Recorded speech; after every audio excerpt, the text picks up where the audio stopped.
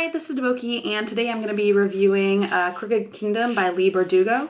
So this is going to be a non-spoiler review. I will be posting another more spoilery discussion video. Crooked Kingdom is the sequel to Six of Crows, and this series is set in the same universe as Bardugo's Grisha trilogy. And this is basically kind of like this pseudo-Europe kind of world where there are people called Grisha who are basically like they have their own like different classes of magical powers. And I enjoy the Grisha trilogy. I did find that it had a lot in common with like other YA stories I had read, especially some like familiar tropes. So it didn't quite stand out to me that much, but I did really enjoy the world that was built out of it. Six of Crows though was like, I loved it as soon as I read it. It follows the stories of 6 different people of varying degrees of criminality who come together to score, of course, the prize of a lifetime. Their grand plan is complicated by the different types of relationships between them as well as by the other gangs that are trying to take them down, and of course, insane government forces that they are trying to sneak past. I love Six of Crows so much because I love heist stories and I love the combination of these like thieving plans with the different kind of magical things going on, as well as just the characters themselves. I really love them. So I was super hyped for Crooked Kingdom to come out. It actually came out on September 27th, so I immediately bought it and started reading it. Crooked Kingdom pretty much starts off right where Six of Crow ended, without spoiling it for anyone who hasn't read Six of Crows. By the end of the book, the team is still dealing with some serious shit that they're kind of working their way through. So Crooked Kingdom comes in and takes on the events of Six of Crows and some of the revelations about different characters, and it examines them more. For example, we learn more about Wylan, the merchant's son, who became their hostage/demolitions expert in Six of Crows, and who by the end of that book, we had learned a lot of secrets about him and how those had complicated his relationship with his family. I was really glad to see Crooked Kingdom flesh out more of his story because he didn't really, by necessity, have much of a voice in Six of Crows, and we learned so much more about his family, both how it was and how it currently is, and we learned so much more about how he transitioned from this, like, you know, rich merchant kid to the criminal underground. And this gets at what I love most about the series, which is the cast of characters. The chapters of these books are basically point of view chapters from each of the characters, and the juggling of these voices is done really, really well, so that we get a sense of each character's personality as well as their interactions with each other. It's not trivial, I think, to be able to do this. For me, part of the reason why I never really got past book 4 of A Song in Ice and Fire is I got to a point where if there were only like 3 or 4 point of view chapters I cared about, and all the other ones were basically filler for me, where I was biding my time until I got to the chapters I cared about. There's also, like, for me, Lunar Chronicles, which I thought was a really great series. I was stronger earlier on when there were fewer point of views for the book to have to juggle. With Six of Crows and Crooked Kingdom, I never really got to a place where I was bored with any particular chapter. There were definitely some characters whose chapters I was more excited for, but I was still happy really just to get any of these characters. And you also never really feel overwhelmed by how many different point of views there are.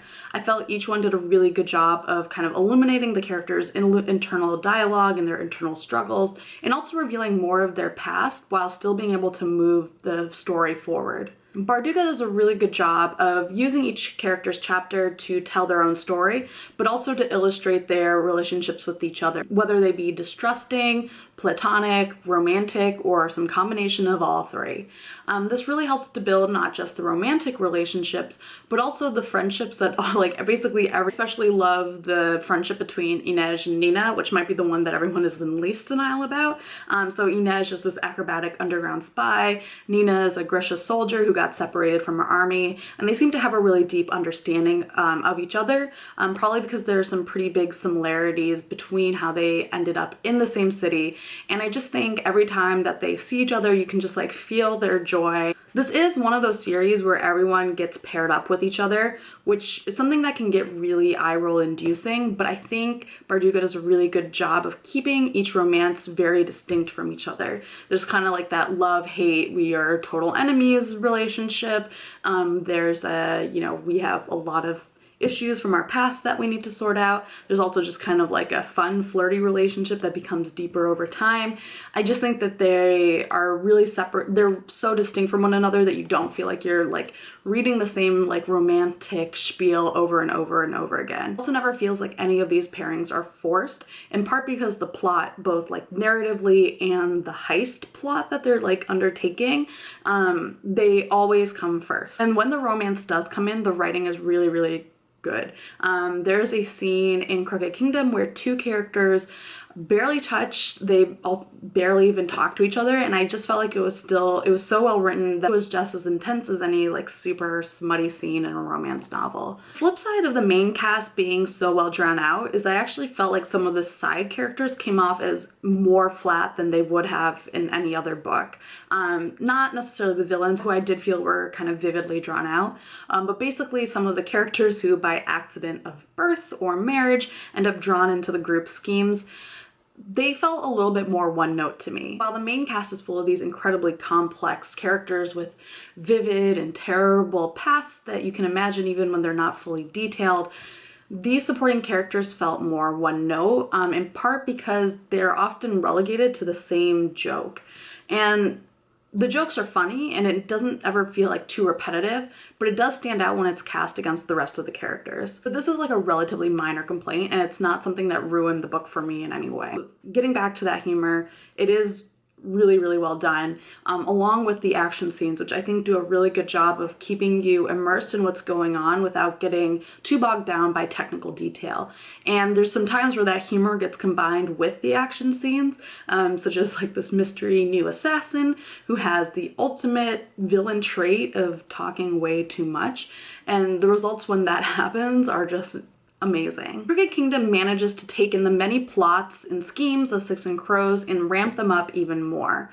I went in with high expectations, which made me nervous because that's the surest way to disappointment, but the book managed to meet them and then some. It wraps up the many different stories that are going on without ever feeling too convenient, and even when you have that feeling of like, oh shit, something's gonna go wrong, it still manages to surprise you with where the story is going. We even get some beloved characters from the Grisha trilogy making an appearance. My quibbles with the story are all pretty minor, and some of them involve spoilers, so I will get into them a little bit more in my spoilery discussion video. But this is basically one of my favorite YA fantasy series, both for the world and the characters. I'm happy that the series has a sense of conclusion to it, but I'm also kind of sad that this might be the last time we get to hang out with some of these characters.